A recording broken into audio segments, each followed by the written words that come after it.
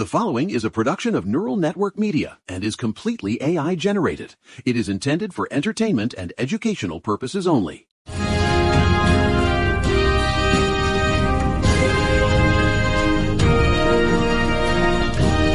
Wednesday morning, February 25th, and if you aren't currently vibrating at a frequency that can shatter glass, you clearly didn't spend last night watching the president turn a 108-minute State of the Union into a literal Twitch stream of his own ego. It was giving main character syndrome on an industrial scale. I gotta tell you, Maya, I've seen some rain-delayed doubleheaders at Shea Stadium that moved faster than that speech. My voice is already gone and I wasn't even the one talking for nearly 2 hours. Honestly, it was like watching a guy try to fix a burst pipe with a roll of Scotch tape and a megaphone. No, literally, we are in our endurance test era. Last night was a solid, actually, let's go with busy show of force from the administration. But before we get into the absolute brain rot of the 108-minute marathon, we should probably acknowledge that we're still reeling from yesterday. Right. The Supreme Court basically told the president he can't just treat global trade like his own personal piggy bank with those tariffs, which we called, by the way. And that DOJ whistleblower, the one talking about the Epstein records, that's still simmering in the background like a bad stew. Ugh. Okay, but the SOT was just, it was the longest in modern history. He broke his own record from last year. 108 minutes of high-key nationalism and basically a campaign rally disguised as a constitutional requirement. I'm not gonna lie, I was tapping my pen so hard, I think I put a hole in my desk. The guy spends 20 minutes talking about the golden age, while 36% of the country is the only group that thinks things are actually going well. It's all theater.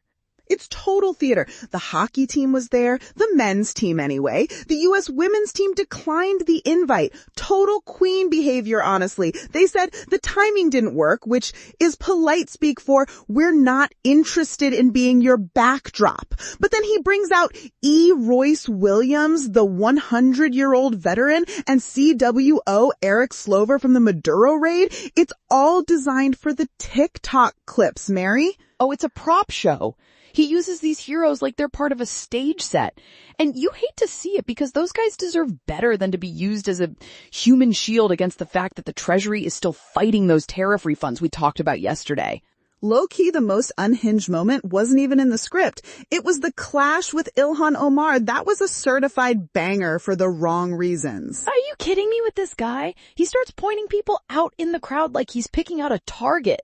Right? He's basically doing a get them move from the podium. And it wasn't just him. Over 30 Democrats straight up ghosted the event. Jasmine Crockett, Summer Lee, they weren't having it. Jasmine Crockett's statement hit the nail on the head.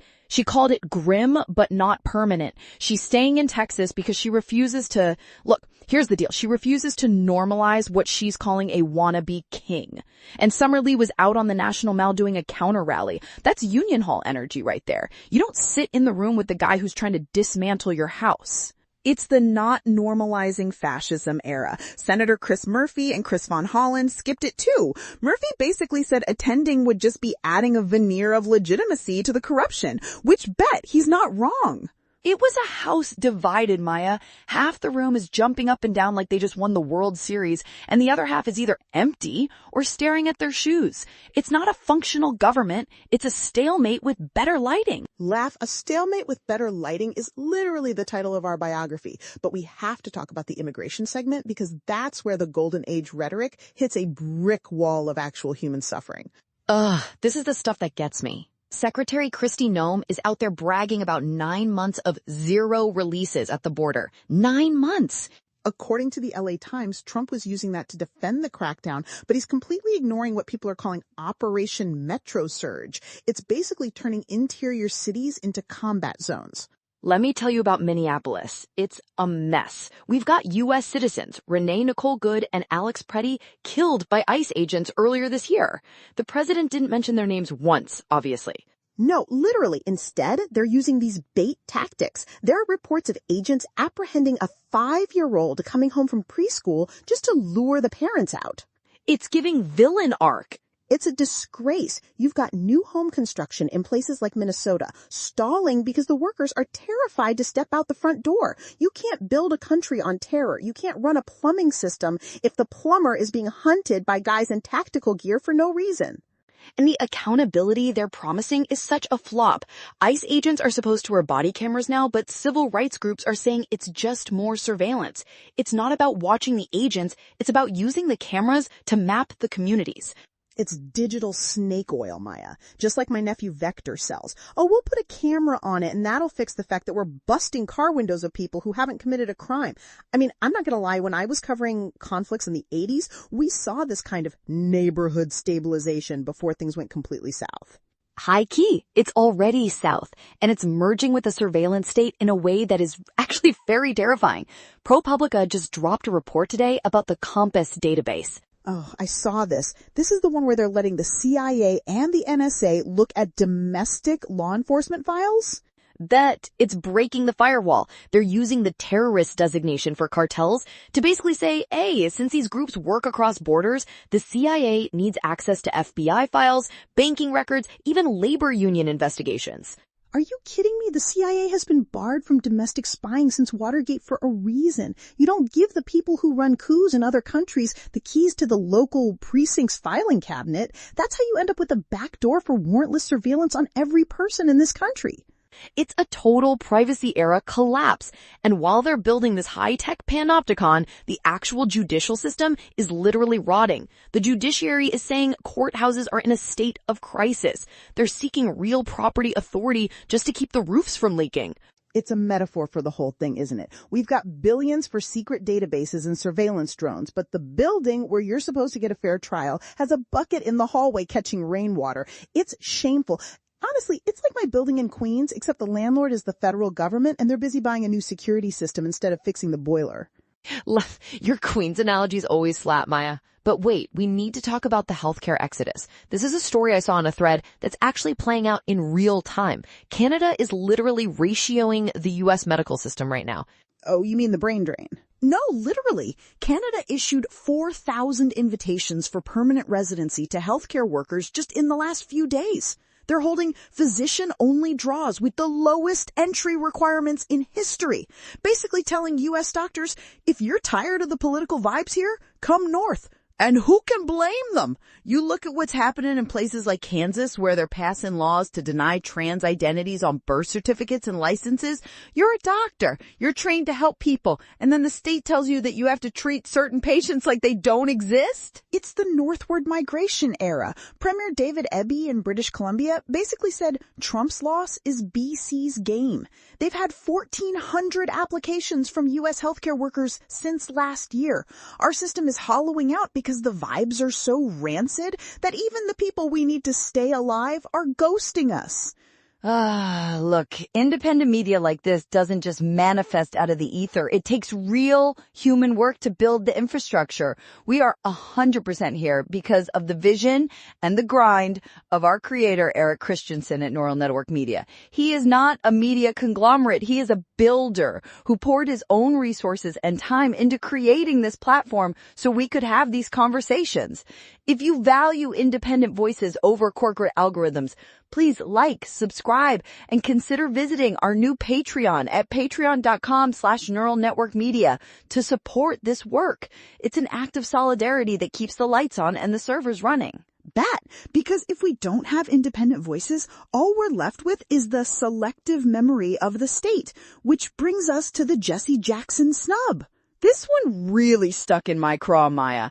Reverend Jesse Jackson dies, a giant of the movement, and Mike Johnson refuses to let him lie in honor at the Capitol?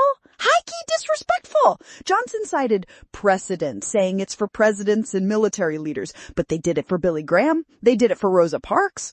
Precedent. Don't make me laugh. It's a snub, plain and simple. It's about who gets to be a hero in their version of history. You've got funeral services in Chicago and D.C. right now, and the guy who ran the Rainbow Coalition is being treated like a footnote by the Speaker of the House. It's part of the dismantling of equity frameworks. If you stop honoring the people who fought for civil rights, it's easier to pretend the work is done. It's the whitewashing era. Exactly. It's like trying to tell the story of a baseball game, but only mentioning the team that won. You leave out the struggle, you leave out the rules, you leave out the heart of the thing. Okay, but we have to get to the main story today because this is the one that is actually going to affect whether or not any of us have a job in 6 months.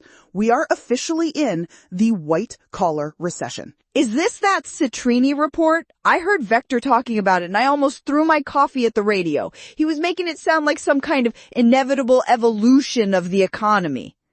Vector is definitely on that AI is our new god grind, but the Citrini report is actually a horror story. It's called the 2028 Global Intelligence Crisis, and they triggered a massive sell-off in the markets today. They're predicting that AI-driven automation is going to push U.S. unemployment past 10% by 2028. 10%? Are you kidding me? That's Great Depression territory for people with college degrees. No, literally. Vanguard is reporting that hiring for jobs paying over $96,000 a year is at a 10-year low. We aren't just talking about robots in factories anymore. We're talking about the end of the entry-level job. Look, here's the deal. When I was starting out in newsrooms, you had copy kids. You had people who did the grunt work, the research, the fact-checking, and that's how they learned the craft. If you replace those kids with an AI that costs $20 a month, you aren't just saving money. You're sawing off the bottom of the ladder. It's the Engels pause era. Economists are using that term to describe a period where productivity and capital just rocket to the moon, but wages and labor demand for actual humans just stay flat or tank. Corporations are saying it's their fiduciary duty to replace a 6-figure analyst with a subscription. Fiduciary duty to who? The shareholders who won't have anyone to sell their products to because nobody has a paycheck? It's a snake eating its own tail, Maya. And there's this AI reputational tax happening too. New research is showing that even if AI boosts your productivity, it hurts your reputation as a creator.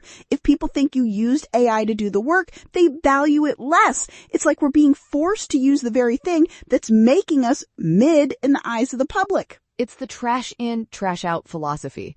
You've got people like Vitalik Buterin backing Anthropic in this White House clash. Everyone is trying to pick a winner in the AI dystopia race, but nobody is looking out for the person who's actually doing the work. It's high-key dystopian. Even the legislation to try and fix the real-world stuff is collapsing. Did you see what happened with the Rotor Act? The one for the helicopters after that crash over the Potomac? Yeah, it passed the Senate 100-0. Everyone agreed. We need technology so planes and helicopters don't, unlive each other in midair. But then the Pentagon stepped in at the last second and told the House to kill it. Because of operational security, right? They're worried people will be able to see where their secret flights are going. Exactly. They'd rather risk another mid-air collision like the one that killed 67 people last year than have real-time tracking compromise their stealth. It's the military-industrial complex basically saying, our secrets are worth more than your lives. I mean, I'm not gonna lie, I've seen this movie before. The Pentagon always wins the budgetary burden argument when it comes to public safety. It's a flop. A total, absolute flop. We're in an era where the government can't even agree to not let planes hit each other, but they can definitely agree to let the CIA read your bank statements. Honestly, Maya, after 108 minutes of being told we're in a golden age, it feels more like we're in the age of the Great Disconnect. The leaders are in one room, and the rest of us are in another, and the door is locked from the outside. Okay, so the vibe check for today is basically run for your life, but maybe also move to Canada if you can afford the plane ticket. Or just stay here and keep screaming into the void with us, because at least the void is honest. No, literally, that's the show for today. If you survived the SOT, you're a legend. If you didn't, we'll see you in the next era. Don't let the digital snake oil get in your eyes. We'll be back tomorrow to see what else the plumber missed. But stay toxic, stay online. Bye.